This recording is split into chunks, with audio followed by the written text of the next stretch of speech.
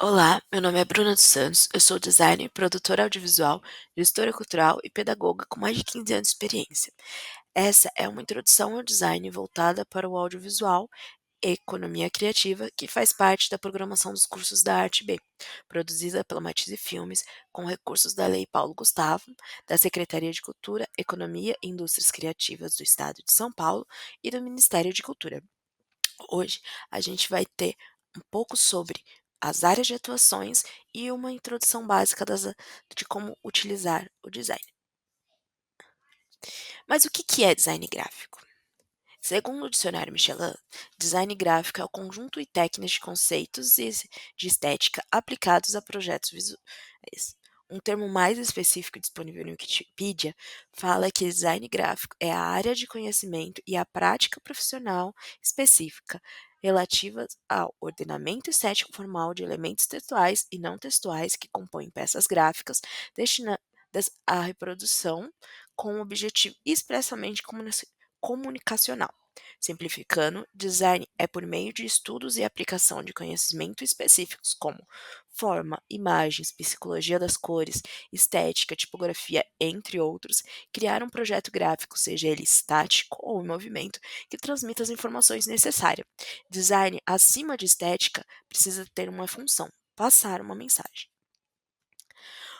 O design gráfico tem diversas áreas de atuação. O designer profissional que atua na área deve conhecer todas as áreas. Essa pessoa pode ser generalista, atuando um pouco em cada área, ou uma pessoa especialista, focando em uma das áreas de atuação. No geral, podemos dividir ele em 6 áreas de atuação: brand, identidade visual, design editorial, design digital, design de embalagem, motion graphics e sinalização. Vamos falar um pouquinho mais de cada uma dessas áreas. Identidade visual é a criação de uma marca, seja ela uma empresa ou um projeto ou um filme, por exemplo. A, cria- a principal criação nesse processo é a criação de um logotipo que caracterize a marca, seguindo o desenvolvimento do manual de identidade, onde o design vai definir tipografias, ícones, elementos visuais que fidelizem essa marca e como o público vai enxergar ela. Quem nunca reconheceu uma marca só de olhar o logotipo? O branding é uma das etapas de criação dessa marca, a identidade visual. A partir dele que se define como a marca vai se relacionar a longo prazo com todos os grupos ou indivíduos que são impactados pela atividade da empresa. Isso pode incluir funcionários, clientes, fornecedores, comunidade local, governo, entidades sociais, etc. Criando uma identidade visual que vai definir como a marca vai se comunicar de forma coerente e consistente. Um exemplo marcante de um brand de identidade visual é a da Coca-Cola. A empresa, que tem mais de 100 anos, passou por uma série de evoluções no logo desde sua criação, mas desde 1893 utiliza uma tipografia marcante, além de utilizar o logo tipográfico por meio de design da embalagem, da onda característica e da cor bem característica, que é patenteada, nas diversas artes, sendo facilmente reconhecida e fidelizada cada vez mais com os consumidores. Quando falamos de design editorial, o foco é na composição gráfica de livros literários, sendo eles impressos ou e-books, materiais didáticos, revistas, jornais, entre outras publicações. Nessa área de atuação, o designer vai precisar conhecer e aplicar uma série de conhecimentos, visando o layout eficiente e esteticamente agradável.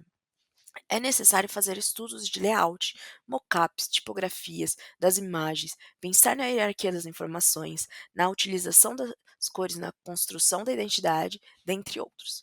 No caso dos materiais impressos em específico, é pensado também no tipo de impressão, tamanho, o formato, pensar na otimização nas folhas da impressão, no tipo de costura, o tipo de acabamento que esse material vai ter. Dependendo do tipo de material, é importante estudar e pensar, inclusive, na distribuição dos elementos dentro da página. A seguir, vamos ver alguns exemplos de materiais de design editorial. que são eles: revistas, livros, livros infantis, livros de arte, jornais, catálogos e guias. As embalagens é uma outra área de atuação. O design dessa área precisa desenvolver embalagens que cumpram alguns requisitos: estético, visando chamar a atenção para o produto; de conservação e transporte, a embalagem deve preservar as características originais do produto e preservar a validade do mesmo antes de aberto, assim como garantir a integridade do produto durante o transporte, o armazenamento do mesmo. De informação. Essa embalagem deve conter de forma clara informações do produto, tais como composição, quantidade, peso, validade, forma de armazenamento, local de produção, da empresa produtora, responsável técnico, no caso de produtos alimentícios, também a composição nutricional desses produtos. Algumas embalagens podem ser bem diferentes e marcantes, como é o exemplo dessas embalagens aqui.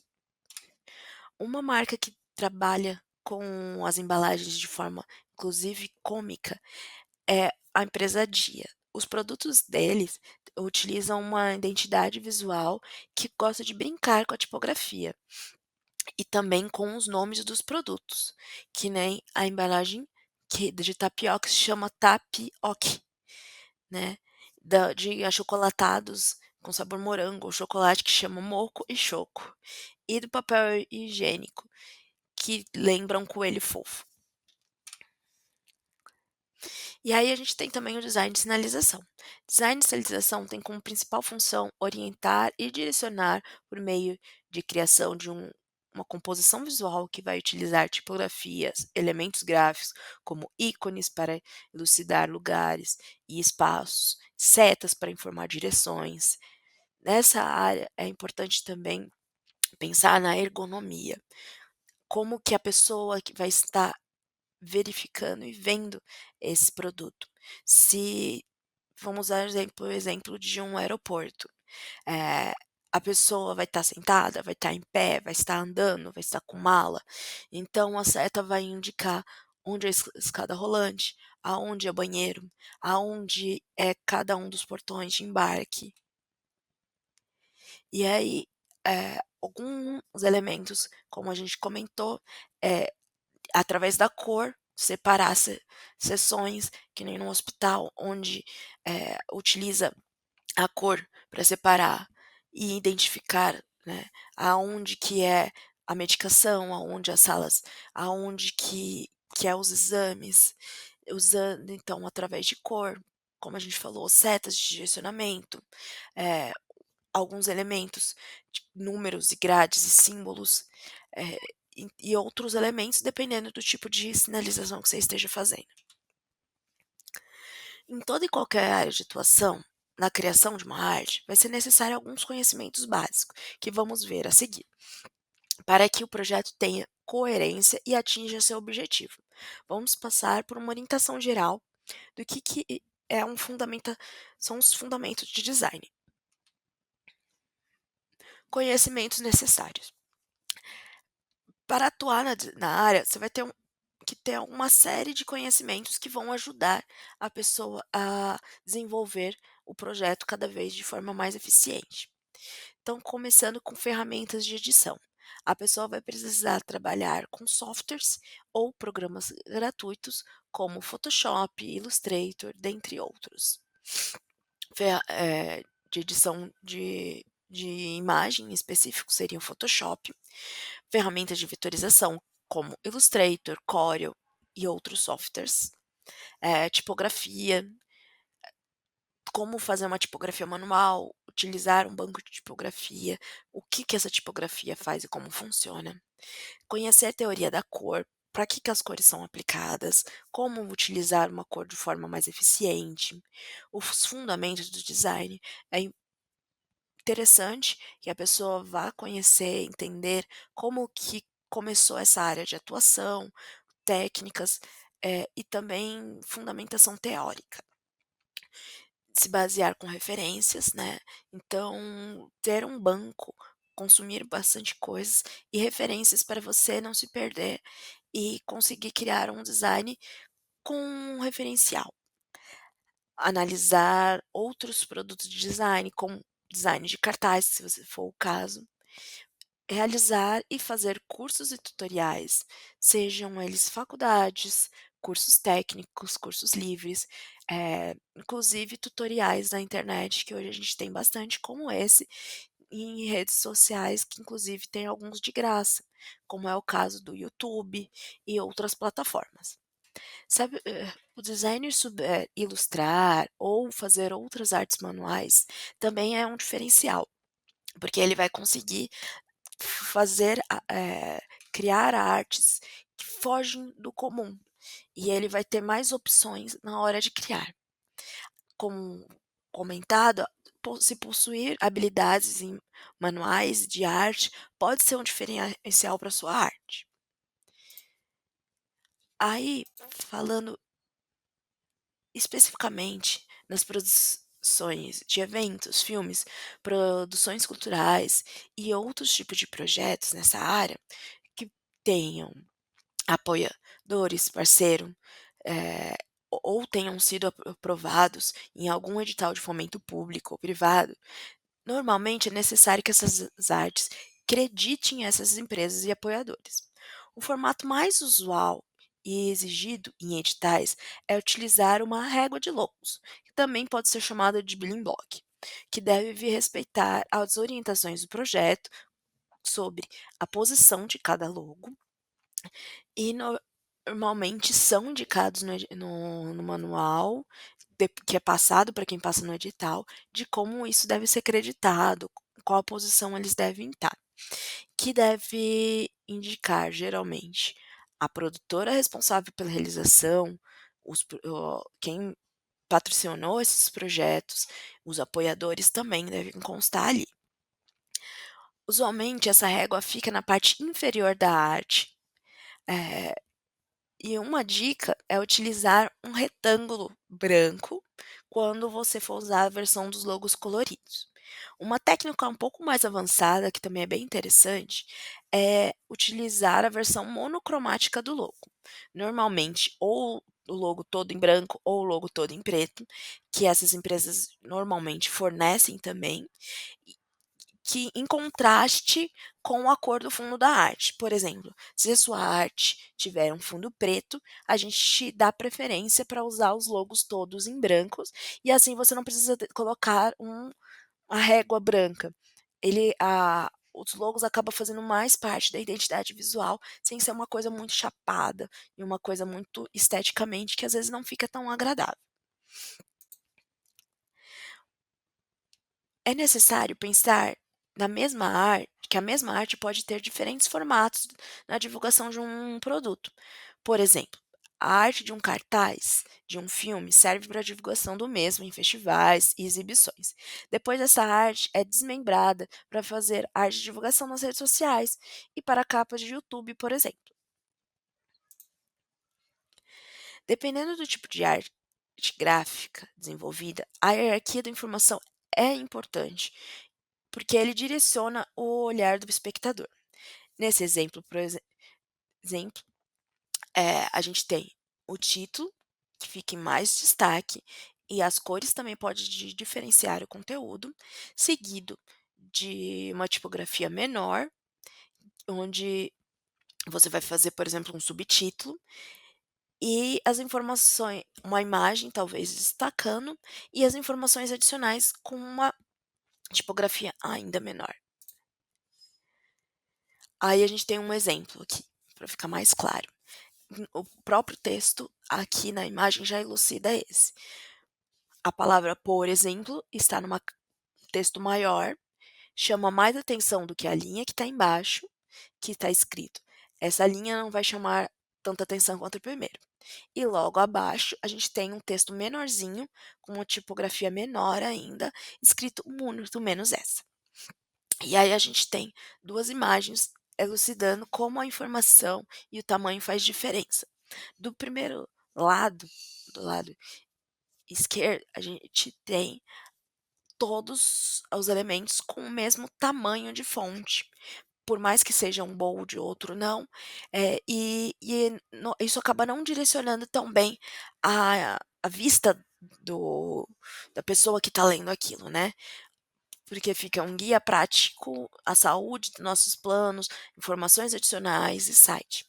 Já do lado direito, a gente tem uma imagem mais concisa, onde a gente tem diferentes tamanhos e também posição na página dessas informações, direcionando melhor.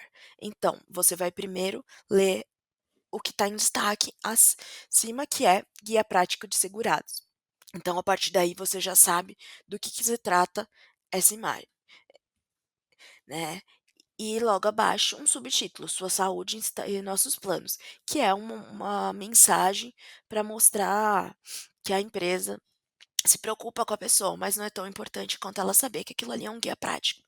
E lá embaixo, a gente tem um espaço em branco que poderia ter uma ilustração, e a gente tem as informações adicionais, que é para a pessoa consultar informações, acessar o site, o logotipo da empresa, logo do lado. Isso direciona muito melhor a vista daquela pessoa e vai fazer ela ir logo para as informações que é mais importante. De forma geral, podemos separar as tipografias em 4 grupos: serif, script e digimbate. A sans serif, ou, na tradução literal, sem serifa, são fontes que não utilizam elementos gráficos, sendo normalmente fontes mais retas e muito utilizada em títulos e imagens e textos impactantes. Uma fonte serifada é um tipo de letra que possui pequenas linhas, traços decorativos chamados serifas, nas extremidades das letras. Essas serifas ajudam a conectar as letras, criando uma linha de base visual que guia o olhar do leitor por meio do texto. Por essa característica, geralmente elas são utilizadas em fontes muito longos, como textos literários. Fontes scripts são uma tipografia mais rebuscadas, que imitam fontes escritas à mão, geralmente utilizadas como um recurso estético para chamar a atenção de uma palavra ou de um título. E digibets, que são elementos gráficos em formatos de fontes, que podem ser instalados e acessados por meio do teclado. A tipografia a gente ainda pode separar por tipografia, que são tipografias criadas geralmente digitalmente, hoje em dia. A caligrafia, que a gente pensa mais numa fonte escrita à mão, mas também podem ser criadas digitalmente, mas lembram essas letras escritas à mão. E hoje em dia a gente também tem o lettering, que é muito utilizado em criação de design, que aí a gente já pensa na tipografia mais visualmente, como uma estética mesmo, criando formas e elementos. É importante estudar e utilizar as fontes conforme o contexto e a informação que deseja passar. Vamos ver alguns exemplos aqui, como a tipografia pode confundir o consumidor e o leitor se não for utilizada de uma forma bem pensada. O primeiro exemplo aqui, a gente tem uma fonte que é um pouco mais arredondada, que lembra uma coisa mais eh, alegre, mas o que está escrito? Roubaram o meu celular, que ainda estou pagando ontem. A informação é uma coisa, tipo, é um fato que aconteceu e um fato ruim. Roubaram o celular da pessoa, ela ainda está pagando. Mas a fonte, a primeira, assim que você bate o olho e você vê essa fonte, a pessoa não imagina que é uma coisa séria. E às vezes a mente dela já leva ela para um outro lado. E aí a gente tem a segunda frase, por exemplo, a cor. Usar uma cor rosa cheguei numa fonte que também tem um pouquinho mais arredondada, que lembra umas coisas um pouquinho mais felizes. Mas o que que o texto está escrito? Estava no ponto de ônibus quando 2 pessoas armadas chegaram. A informação é uma informação meio pesada, né, é uma situação complicada que a pessoa está passando, mas se a pessoa só bater o olho, ela não vai imaginar, a princípio, que se trata de desse tipo de informação. E aí a gente tem a terceira frase, que é a falta de legibilidade, né. Então, na hora de criar, é importante pensar no tamanho e também que você vai fazer essa arte. Se você fizer uma arte muito pequena e depois aumentar ela muito, ela vai perder a qualidade. Então, como a frase simplifica, uma frase assim, por exemplo, é difícil de ler com facilidade. Nesse caso, por 2 motivos. Primeiro, que ela está desfocada, porque foi uma fonte que aumentaram, e segundo, porque ela não tem espaçamento entre as letras. Eh, na tipografia em específico, a gente tem uma coisa chamada kerning, que é o espaço entre uma letra e outra. Se a pessoa reduz muito o kerning, eh, num texto inteiro, as letras ficam literalmente coladas uma na outra, dificultando a leitura disso. E aí o quarto exemplo é a utilização, inclusive, de fonte caixa alta e caixa baixa. Se você usa um texto onde você diferencia muito, diferente de como a gente aprende a escrever, que o começo da frase você vai ter uma caixa alta e depois o restante, a primeira letra de caixa alta, o restante caixa baixa. Nesse exemplo, está escrito caixa alta, caixa baixa, que dificulta a leitura. O texto literalmente está escrito, por exemplo, essa frase é bem simples, mas sua leitura é péssima. Aí logo embaixo, mas que faria muito sucesso no saudoso Orkut, que já faz muito tempo que não existe. Aí na hierarquia da informação, a gente também tem que pensar na cor. Aí a gente tem 2 exemplos aqui de como a cor pode ou não trabalhar a seu favor. No primeiro exemplo, a gente tem uma diferenciação de cor e também tonalidades. Então a gente está escrito na primeira linha, guia prático, em azul, na segunda, do segurado, em cinza, a gente tem um fio tipográfico, uma linha separando e um subtítulo com uma fonte menor escrito "Sua saúde está em nossos planos". As cores, apesar de diferente, têm a mesma tonalidade, que facilita a leitura. No exemplo de baixo, a gente tem a mesma frase escrita, só que a primeira linha, que deveria estar em destaque, está numa tonalidade de azul muito claro, que quase se mescla com branco, dificultando a leitura, seguido da próxima linha que tem um azul com uma tonalidade mais forte. Então, assim que bate o olho, o a vista da pessoa é direcionada primeiro para a cor mais forte. Nesse caso, a cor também é importante na hierarquia da informação. Falando ainda de cor, a cor é um elemento chave na identidade visual.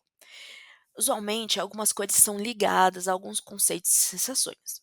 Para saber mais a fundo, é importante estudar a psicologia das cores, que estuda como as cores influenciam a percepção, emoções e comportamento dos humanos, influenciando a decisão da compra, a percepção das marcas.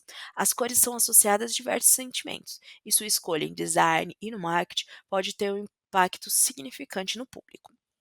Por exemplo, aqui a gente tem algumas cores e normalmente o que elas são associadas. Uma cor mais amarelada traz a sensação de clareza, de calor. Então, algumas marcas que tentam passar essa sensação utilizam ela, que nem é o caso do McDonald's, do Post-it, da Shell, entre outras marcas. A cor laranja é muito associada à amizade, à alegria, à confiança. Portanto, a gente tem algumas empresas que tentam utilizar dessa cor para passar essa sensação, que nem o banco BMG, a Fanta laranja, a empresa Gol, a empresa Senac, entre outras. O vermelho pode ser associado à juventude e coragem e à própria excitação. Então, algumas marcas que nem a CNN, a Coca-Cola, Lego, Nintendo, utilizam essa cor. O roxo é muito associado ao criativo, à imaginação, à sabedoria e à própria questão do da individualidade. Então a gente tem algumas cores que nem o Taco Bell, o GNT e a Avon que utilizam essa cor. O azul geralmente traz segurança e força, com uma confiança. Então empresas que tentam mostrar que têm segurança, força, que nem o caso do Sebrae e da Intel, utilizam o azul. A gente tem o verde, que pode ser associado ao pacífico, crescimento, saúde, saudável. Então a gente tem algumas marcas que nem o Boticário, Herbalife, Greenpeace, que utilizam essa cor. E o cinza geralmente é associado a equilíbrio, neutralidade, calmo, que é o caso da Apple, da Swarovski, da Hyundai. Mas, a cor é muito mais do que só isso. Por isso que é importante associar. Dependendo do contexto, ela pode ter outros, eh, significados. Então, eu sempre indico estudar os concorrentes, pessoas próximas, como geralmente essa cor é associada no tipo de produto e arte em específico que você está fazendo, e estudar a psicologia das cores. Um conceito mais recente que é interessante levar em consideração quando se está criando uma arte, principalmente para redes sociais, é o conceito da zona de polegar ou do thumb zone. Na verdade, esse estudo utili ele verifica como as pessoas utilizam o celular, como essa pessoa manuseia o mesmo, pois isso interfere diretamente como esse usuário vai manusear a arte. Então, respeitar essa área garante uma melhor eficiência na transmissão das informações na arte gráfica, principalmente quando a gente está falando de redes sociais. Na criação de peças para as redes sociais, é importante se atentar que tipos de publicação e em qual rede social será publicada, respeitando as medidas de cada uma. Isso garante a melhor qualidade da imagem e da criação da arte. A seguir, vou deixar algumas imagens aqui de redes sociais mais famosas e como que ela e quais são os tamanhos para vocês terem como referência na hora da criação. E aí a gente tem, por exemplo, a do Facebook, as medidas, do Instagram,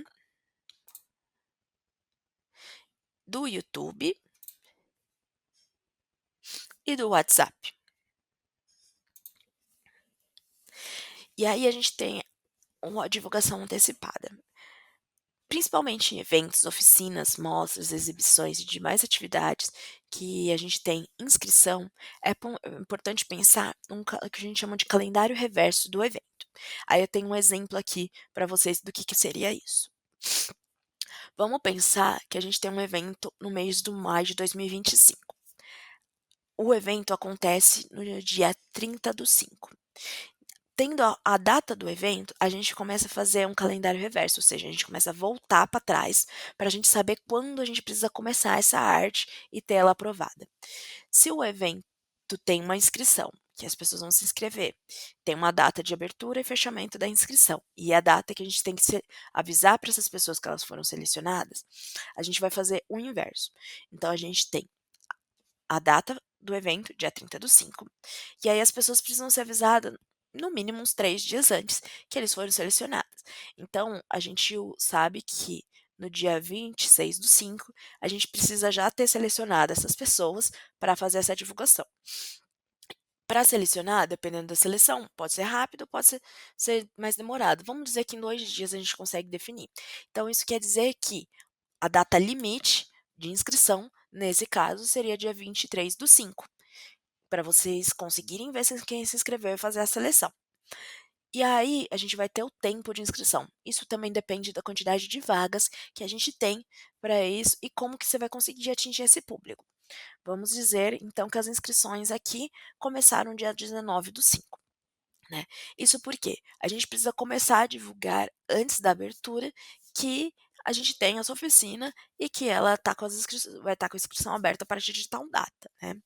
Então, a divulgação, nesse caso aqui, seria feita no dia 12/5. A gente está colocando 7 dias antes para a gente fazer uma divulgação de massa, verificar se a divulgação orgânica, que é quando você publica e não coloca um dinheiro para incentivar, funciona. Se não funcionar, depois a gente vai, talvez, colocar um dinheiro nas redes sociais para impulsionar essa arte, que pode ser divulgada a partir de redes sociais, ela pode ser divulgada de forma impressa, a gente fazer flyers, folhetos, cartazes e distribuir pelos locais onde teria esse público. Pode ser por e-mail, então você vai disparar um e-mail, fazendo a divulgação que as inscrições vão estar abertas, né. Tudo bem, então se a gente vai divulgar no dia 12/5, eu preciso que essa arte esteja aprovada alguns dias antes, para dar tempo de passar para a pessoa que vai divulgar, se não for o próprio designer, né. Então nesse caso, no dia 9/5, essa arte teria que estar pronta e aprovada. Nem sempre a arte é aprovada de primeira, você precisa passar, tem erros ortográficos, informações que mudam, então você precisa começar essa arte antes, né.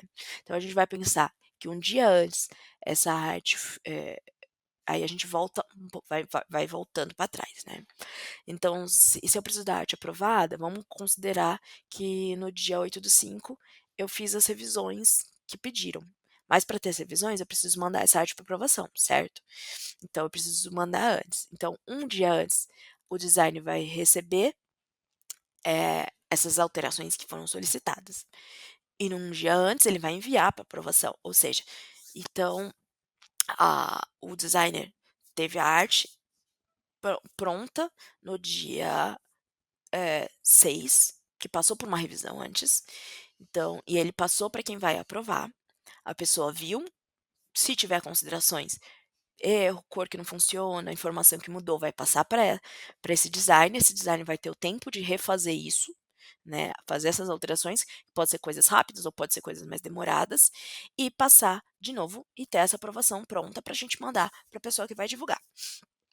Pensando nisso, voltando alguns dias antes, tem a data que a pessoa tem para começar essa arte e também tem o briefing, né. Então que a equipe vai passar o que que ela precisa de que esse designer faça. Então, nesse calendário reverso, a gente tem a data final do evento e quantos dias antes a pessoa precisa para começar essa arte, ter a aprovação, ter a arte ser divulgada, ter as inscrições. Aí a gente também é preciso ficar atentos aos direitos autorais, sejam de tipografia, de foto, de ilustração, de som, caso não seja criada pela próprio designer, né, ou pela equipe que está trabalhando junto com ele. Eh, Nesse caso, a pessoa se for usar pode usar banco de imagens, que são empresas que vendem imagens, ilustrações, vetores, e aí esses bancos de imagens pode ser gratuitos ou pode ser pagos. Há alguns casos, principalmente quando eles são gratuitos, é preciso ver se ele pede uma atribuição, ou seja, você pode usar isso aqui comercialmente ou individualmente, mas você tem que citar o site que você está colocando ou o nome da pessoa que criou aquilo. E aí, falando sobre arquivo de impressão em específico, a gente o formato mais usual de fechamento é o formato PDF, tá. E aí uma dica que eu dou, principalmente quando esse arquivo for ser impresso para mandar para gráfica, se o software permitir, porque nem todos os softwares têm isso, geralmente Photoshop, Illustrator, CorelDRAW, ele tem essa opção na hora de você salvar o arquivo em PDF, é você escolher o formato PDF X1A. É um tipo de PDF que mantém alguns recursos, que não tem perigo de quando a pessoa abrir, ela ter alteração na fonte ou na cor, por exemplo. Aí, vamos deixar algumas referências para vocês utilizarem. Por exemplo, indicação de sites que têm elementos gráficos, tanto gratuitos quanto pagos, que seriam o, Freepik e o Flaticon. Para pesquisar referências de arte, alguns dos sites bem conhecidos e que tem bastante coisa para pesquisar seria o Behance e o Pinterest. Se você for criar um cartaz, eh, 2 indicações que de site que eu deixo é Empowered e o Poster Grid são sites muito bons, com bastante cartazes para você usar como referência, porém são sites americanos. Muito dificilmente vai achar cartazes, brasileiro ou de outros países que sem ser de origem, da América, do Norte, mas já tem bastante coisa e arquivos também em alta resolução, se você quiser baixar, por exemplo. Pra começar a criar algumas indicações de site gratuitos, que a pessoa pode usar tanto o site quanto o aplicativo, seria o Canva e o Figma. Ambos têm a opção de assinatura, mas eles também têm uma versão gratuita. E a gente também tem, por exemplo, o Adobe Express. Adobe Express é um site também de criação de arte mais limitado do pacote Adobe, mas que tem uma versão gratuita. Se a pessoa for assinante da Adobe, ela vai ter mais recursos, mas ela tem uma versão gratuita para uso e não necessita de instalação no computador. Aí, softwares de edição pagos que possuem mais recursos e que são utilizados no mercado, geralmente são os pacotes da Adobe, né? Que aí a gente vai especificar mais 3 em específico, que seria o Photoshop, que é um software de edição de imagens, bitmap, mas muita gente também utiliza para criação gráfica inteira. O Photoshop também permite ilustrações, só que ele é uma imagem bitmap, né, então depois de pronto é mais difícil de manipular. A gente tem o Illustrator, que é um software principalmente de vetorização. Arquivos vetoriais são arquivos que você pode mexer depois na cor, no tamanho, ele não perde resolução. E a gente tem também o InDesign, que é um software mais específico para editoração de livros, revistas, que nem a gente viu anteriormente. O pacote Adobe é um dos mais utilizados no mercado, porque ele tem uma comunicação muito boa entre os softwares deles. Mas a gente tem outros também. Um muito utilizado principalmente por gráficas é o CorelDRAW. O CorelDRAW também é um software pago, que ele tem dentro dele alguns recursos, parecido com o Photoshop, o Illustrator e o InDesign. E a gente tem e aí ele tem algumas versões, né, que você pode ver no site, que é o Corel Graphic Suite, que é mais completo, o Standard, que tem um pouco menos de recurso, e eles têm uma versão do que seria o Adobe Express, mas nesse caso ele é pago, ele não é gratuito, mas dá para fazer edição online sem ter que instalar um software no computador ou no notebook. E aí a gente tem uma segunda opção, uma terceira opção, na verdade, que é um software um pouco mais acessível do que eles, que é o Affinity. O Affinity é um software que possui, 3 softwares parecido com os principais da Adobe, que é o o Photos, que é parecido com o Photoshop, o aqui, o de Designer, que é parecido com o Illustrator, e o Publish, que é uma alternativa ao InDesign. E aí é isso, eu espero que essa aula tenha ajudado vocês a entender um pouco da área de design e um pouco dessas fundamentações. Muito obrigada e espero que vocês acompanhem as outras oficinas da Arte B.